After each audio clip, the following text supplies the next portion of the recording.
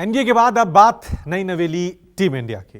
नीतीश कुमार की मेहनत से देश के 26 दल एक साथ तो आ गए, लेकिन सत्ता से फाइट को लेकर टीम इंडिया पर सवाल अब भी कई हैं। आइए आपको बताते हैं कि नई रणनीति के तहत इंडिया गठबंधन कैसे यूपी और बिहार फतेह का प्लान बना रहा है और नए गठबंधन का यह प्लान कितना कारगर साबित हो सकता है।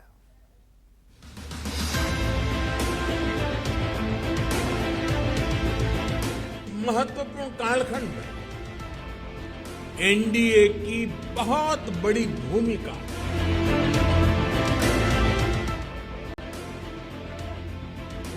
एनडीए नई ऊर्जा से भरी हुई त्रिशक्ति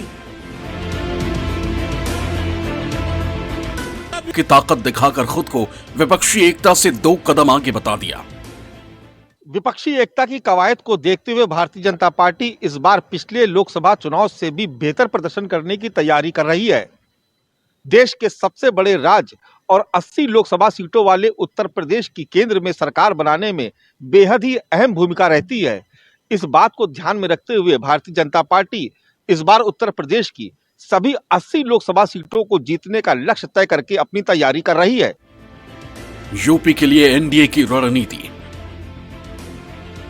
कहते हैं जिसने उत्तर प्रदेश को फतेह कर लिया, दिल्ली की गद्दी का वही मालिक बन जाता है।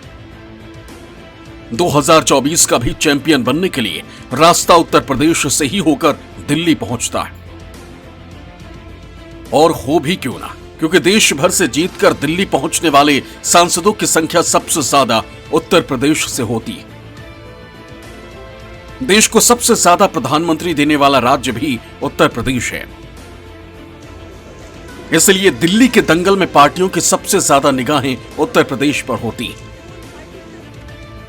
बात एनडीए की करें तो यूपी में भारतीय जनता पार्टी का जनाधार सबसे मजबूत नजर आता है। वहीं सुहेल देव भारतीय समाज पार्टी को भी यूपी में बड़ी जिम्मेदारी मिली है। अनुप्रिया पटेल की अपना दल सोनेलाल और संजय निषाद की निषाद पार्टी को भी यूपी में सीटें जीतने की जिम्मेदारी मिल सकती है। उत्तर प्रदेश की 80 लोकसभा सीटों को जीतने के लिए एनडीए मोदी और योगी का डबल इंजन सरकार पर ज्यादा फोकस होगा। साथ ही बीजेपी हिंदू और हिंदुत्व के साथ साथ विकास के नाम पर यूपी में ज्यादा से ज्यादा सीटों पर कब्जे की तैयारी में है। 2019 लोकसभा चुनाव पर नजर डाले तो यहां से प्रधानमंत्री होने के बावजूद बीजेपी को यहां काफी चुनौतियों का सामना करना पड़ा था। ताजा हालातों की बात करें तो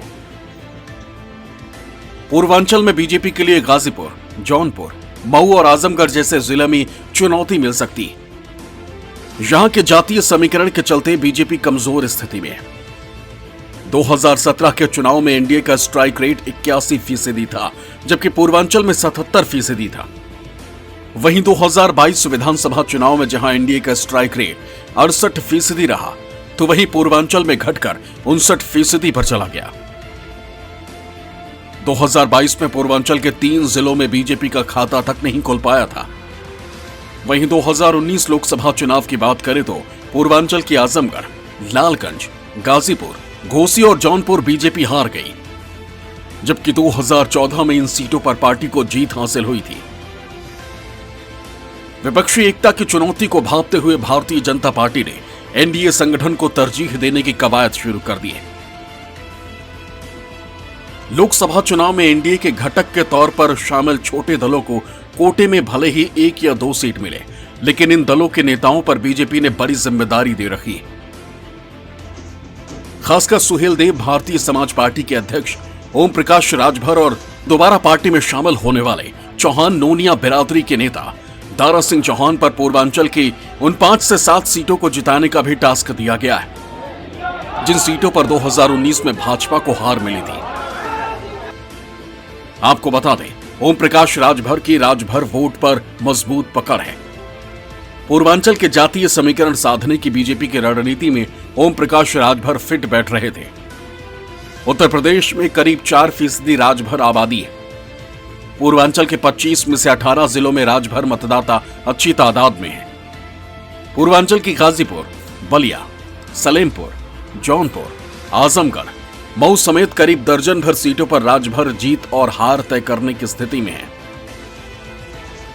ओम प्रकाश राजभर की एनडीए में वापसी की स्क्रिप्ट जहां राजभर वोट पर मजबूत पकड़ ने लिखी, तो वहीं दारा सिंह चौहान की वापसी नूनिया वोट के प्रभाव ने।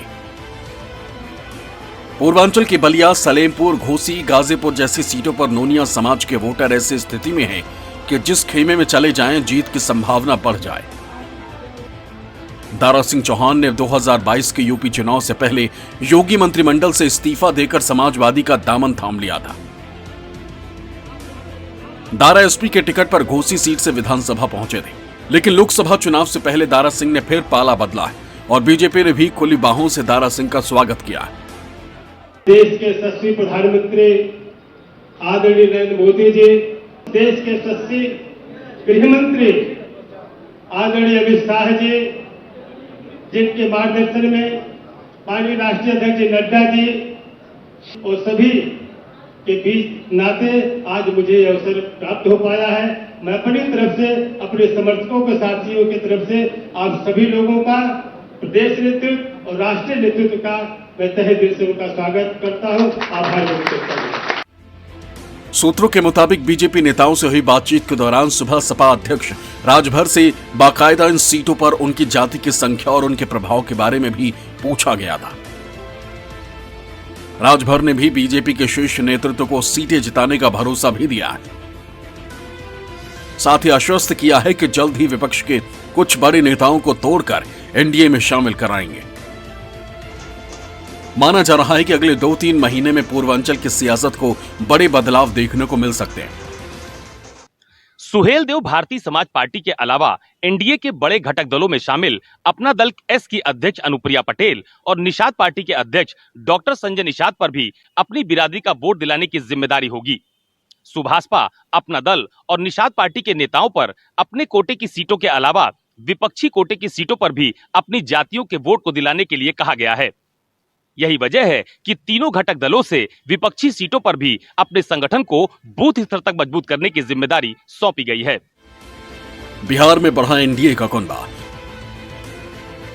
बिहार में भी बीजेपी ने अपनी पकड़ को मजबूत करने के लिए पुराने साथियों को जोड़ने का काम किया है।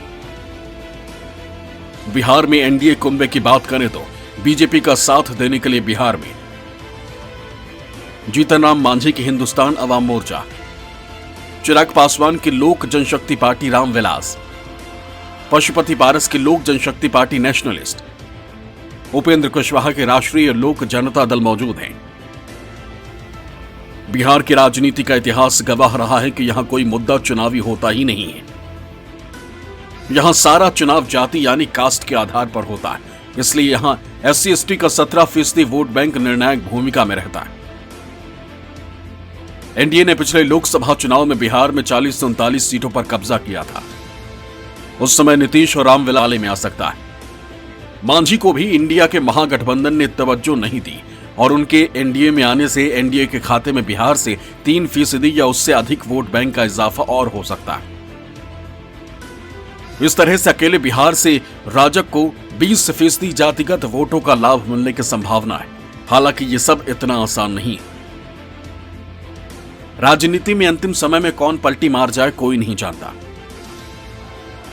वहीं उत्तर प्रदेश में भले ही मायावती पिछली बार की तरह स्वतंत्र रूप से चुनाव लड़े, लेकिन अगर सरकार बनाने में जरूरत पड़ी तो उनका पलड़ा एनडीए की ओर ही झुकता नजर आएगा।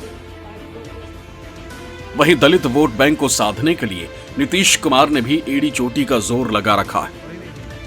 Bureau report, news 24।